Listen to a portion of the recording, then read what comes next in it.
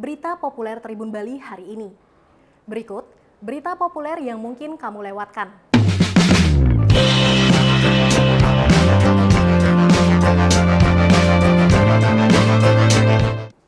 Berita pertama, pasien sembuh dari COVID-19 di Bali bertambah 62 orang.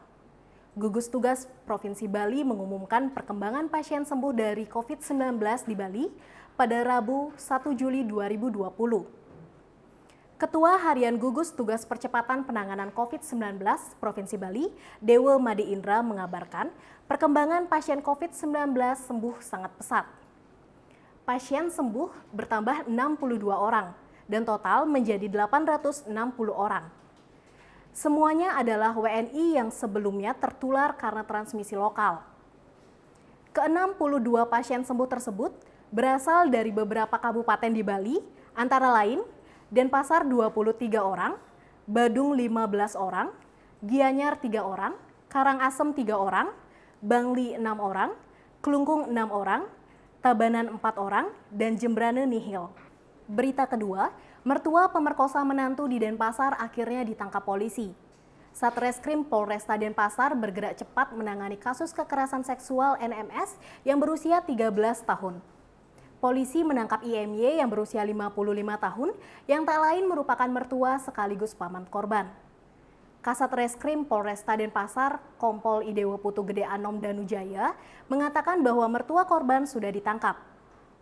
Kasus ini dilaporkan ke Unit Perlindungan Perempuan dan Anak pada Senin 29 Juni 2020. Unit Satreskrim Polresta Denpasar bergerak cepat menangkap pelaku. Diberitakan Tribun Bali sebelumnya, kasus yang menimpa NMS terjadi di rumah korban pada 29 April 2020 pada pukul 3 dini hari. NMS sebelumnya diperkosa oleh sepupunya.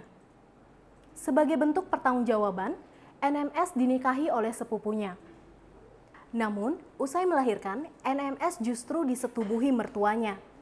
NMS kini masih trauma atas kejadian pahit yang menimpanya.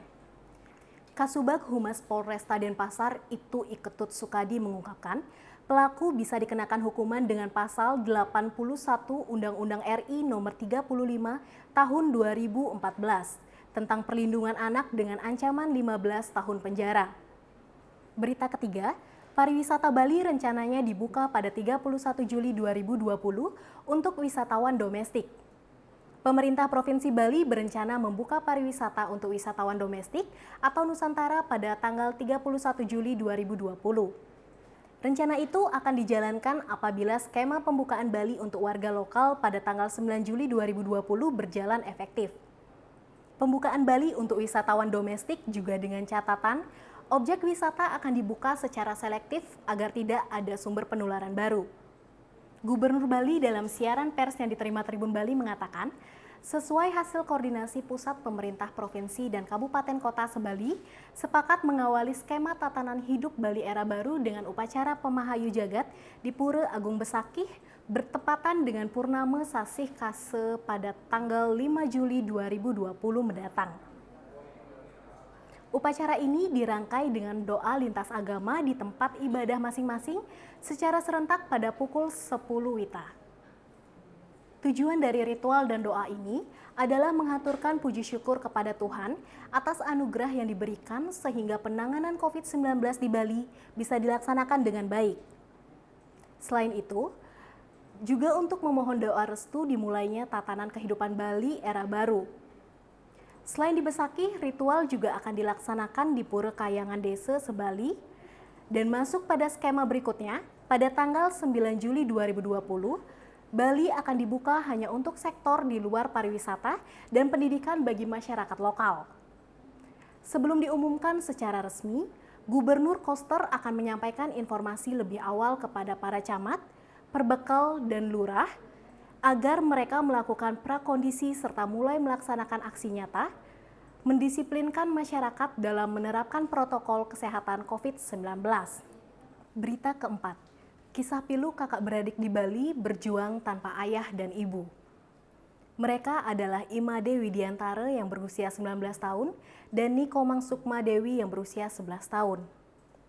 Kakak adik ini berasal dari desa Dinas Pupuan, Banjar Panca Dharma, Desa Mengwitani, Kecamatan Mengwi, Kabupaten Badung, Bali. Mereka terpaksa bekerja lantaran ayahnya, Iputu Sudiana, meninggal dunia sementara ibunya telah memiliki kehidupan sendiri dengan keluarga barunya. Mereka tinggal berdua di rumah sederhana, peninggalan sang ayah dan dibantu oleh saudaranya. Namun, bantuan itu masih belum cukup. Sampai saat ini kakak beradik itu harus banting tulang untuk memenuhi kebutuhan hidupnya. Made Widiantara bekerja sebagai tenaga bersih-bersih di salah satu warung, sedangkan sang adik Nikomang Sukmadewi juga bekerja membuat canang di tetangganya. Sayangnya, uang yang didapat dari keringat mereka hanya mampu untuk bertahan hidup dan tidak cukup untuk bisa menanggung biaya sekolah mereka. Made Widiantara sudah menunggak biaya pembayaran sekolah sekitar 2 tahun, sebesar Rp400.000 per bulan, sehingga total tunggakan sebesar Rp9.600.000. Made Widiantara mengaku tak memiliki cukup uang untuk membayar tunggakan biaya sekolah tersebut. Widiantara kini khawatir jika tunggakan biaya sekolah tidak dilunasi, maka ijazahnya mungkin disita. Namun karena sejauh ini tidak ada jalan keluar, Widiantara mengaku pasrah. Tetapi ia bersyukur tetap diberikan kesehatan untuk bekerja dan juga bertahan hidup. Berita kelima, update COVID-19 di Bali pada 1 Juli 2020. Pemerintah Provinsi Bali mengabarkan perkembangan terkini penanganan COVID-19 di Pulau Dewata pada Rabu 1 Juli 2020. Sekretaris Gugus Tugas Percepatan Penanganan COVID-19 Provinsi Bali, Made Rentin, menjelaskan bahwa pasien sembuh bertambah 62 orang. Positif 34 orang dan meninggal 1 orang. Pasien sembuh bertambah 62 orang sehingga menjadi 860 orang.